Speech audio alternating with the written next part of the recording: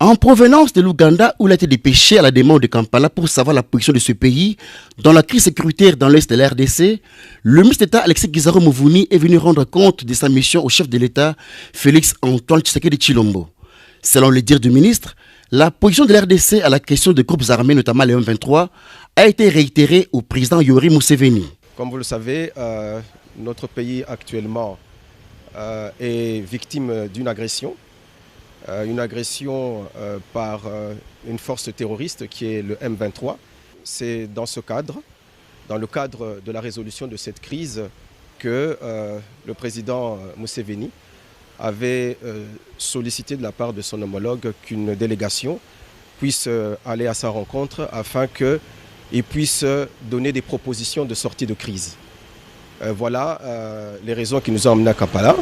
Et aujourd'hui, nous sommes venus pour rendre compte au chef de l'État de ces propositions qui ont été formulées par son homologue, le président Museveni. Au cours de cet entretien, nous avons rappelé la position de la République démocratique du Congo dans cette crise. Cette position, nous l'avons rappelée au sommet de Nairobi ainsi qu'au sommet de Luanda. La position de la République démocratique du Congo est liée à deux principes qui sont non négociables pour nous. C'est le principe de l'intangibilité de nos frontières ainsi que de l'intégrité de notre territoire national.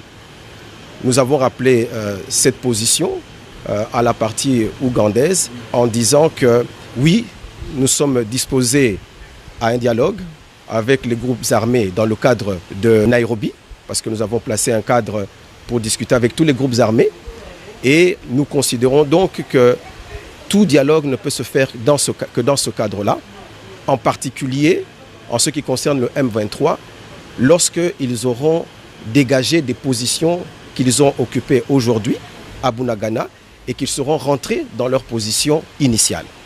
Effectivement, le M23 est soutenu par le Rwanda. La République démocratique du Congo l'a déclaré très clairement.